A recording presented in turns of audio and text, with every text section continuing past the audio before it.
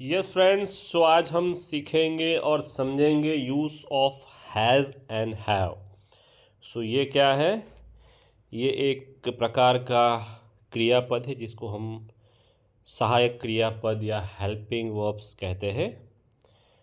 Has और have के different different यहाँ पे यूसेजेस है, अलग अलग प्रकार से इसको यूज़ किया जाता है। लेकिन मैं आपको सिंपल वे में समझाने की कोशिश करूँगा कि हैज़ और हैव जो है वो आपको क्या काम में आने वाला है। सो 100% फोकस चाहिए।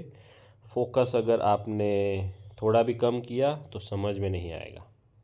सो सबसे पहले इट्स हेल्पिंग वर्ब, एक सहायक क्रियापद है। हैज़ और हैव दोनों, हैव अलग और हैज़ अलग, दोनों का अलग अलग जगह पर यूज़ होता है। कैसे, चलिए समझते हैं आसान तरीके से।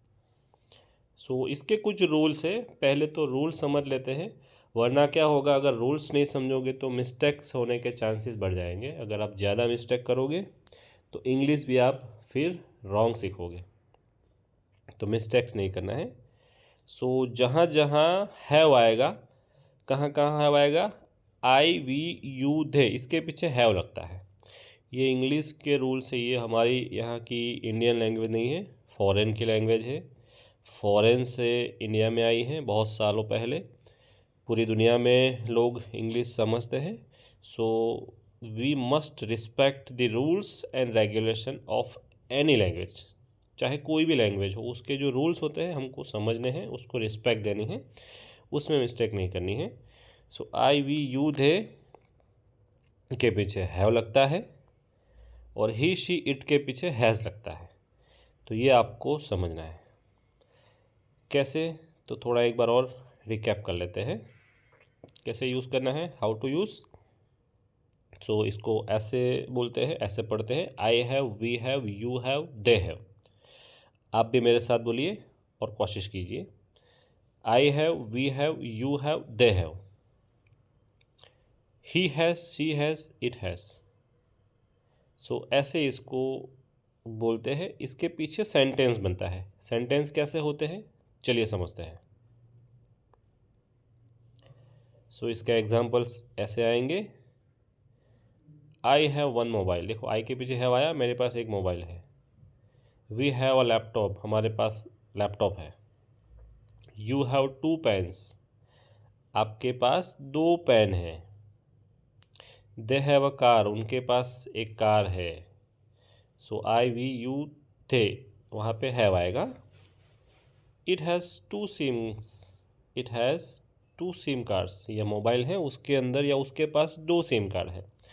तो इट के पीछे हैज़ आया, इट के पीछे कभी भी हैव नहीं आएगा, इट के पीछे ऑलवेज हैज़ आएगा। वैसे ही शी के बाद भी हैज़ आएगा। She has a blue dress, और लड़की के पास ब्लू ड्रेस है। It has a good colour, कोई भी वस्तु है, कार हो या कोई भी चीज़, उसका अच्छा कलर है। सो वहाँ पे it has a good colour, इसके पास अच्छा कलर है या इसका अच्छा कलर है, इसको ऐसे हो समझते हैं। चलिए अभी हैव और हैज़, किसी के पास अगर कोई वस्तु है, कोई चीज़ है, और अगर हमको उनको पूछना है तो कैसे पूछेंगे। सो डू का इस्तेमाल करके पूछेंगे। डू आई हैव, क्या मेरे पास है, do we have, do you have, do they have, ऐसे। और ही शी इट के साथ डज लगता है। Does she have, does he have, does it have.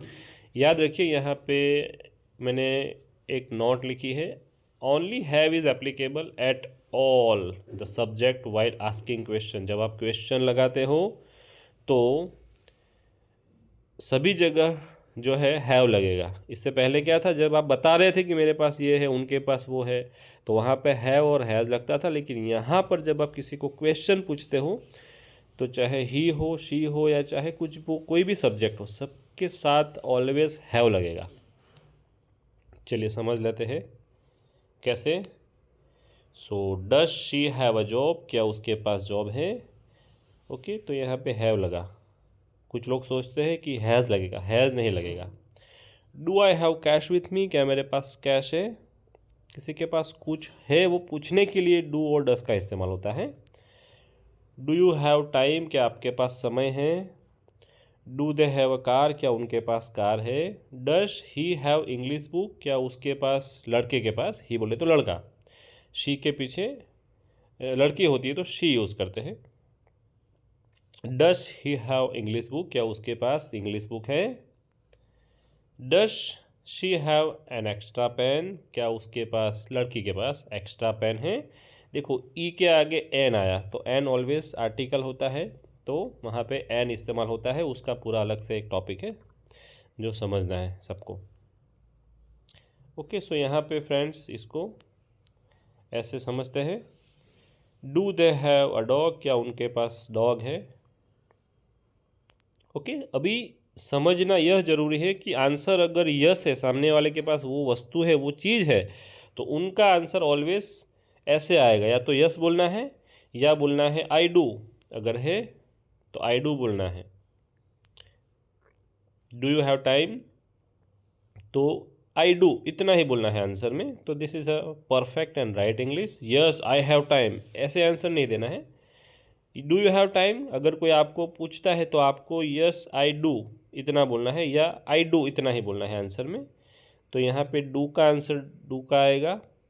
Question अगर डू से है तो आंसर भी डू से आएगा। क्वेश्चन अगर डस से है तो आंसर भी डस से आएगा। Okay, yes, okay, he does, she does, it does, ऐसे जैसे ही इंग्लिश पढ़ोगे सुनोगे वैसे वैसे आपके डाउट सॉल्व हो जाएंगे। ओके, अगर नेगेटिव फॉर्म है, उसके पास, जो व्यक्ति को आप कुछ पूछ रहे हो उसके पास अगर वो चीज़ नहीं है तो वो कैसे आंसर करेगा, या आपको कैसे आंसर करना है। आपके पास समय है, डू यू हैव टाइम, तो आई डोंट हैव, मेरे पास टाइम नहीं है, तो उसको आपको आंसर करना है I don't have, we don't have, you don't have, they don't have. कोई व्यक्ति है, थर्ड पार्टी है, सिंगुलर बोलते हैं, अगर अकेली व्यक्ति है तो ही डजेंट हैव ऐसे आएगा। शी डजेंट हैव, उसके पास वो वस्तु नहीं है, तो आपको he doesn't have, she doesn't have, it doesn't have ऐसे आएगा। वहाँ पे पहले जैसे मैंने समझाया कि हैज़ जो है वो हैव में कन्वर्ट हो जाएगा। For example, he has one mobile, तो देखो ही हैज़, वहाँ पे हैज़ आया क्योंकि आप बता रहे हो कि उसके पास वह है, लेकिन अगर पूछना है क्या उनके पास वह है, तो वहाँ पर आपको पूछने के टाइम पर हैज़ नहीं आएगा, हैव आएगा। और अगर वो व्यक्ति के पास वो वस्तु नहीं है तो ही डजेंट हैव ऐसा आएगा। उसका नेगेटिव फॉर्म जो है, अगर आप बता रहे हो ही हैज़ वन मोबाइल तो हैज़ आएगा, लेकिन वही व्यक्ति के पास मोबाइल या कोई वस्तु पूछ रहा है और नहीं है तो उसके आंसर में ऐसा आएगा ही डजेंट हैव। सो फ्रेंड्स, ऐसे इसको सीखते हैं। He does not have time, she doesn't have car, they don't have money, he doesn't have an antenna. Car की बात हो रही है, कार के पास या कार को एंटीना नहीं है ऐसे। She does not have any job, Rahul doesn't have a bike, Seema doesn't have a bag. So इसके आंसर ऐसे होता है। अभी आप खुद से कोशिश कीजिए और 3 सेंटेंस लिखिए। Thank you so much for watching this video.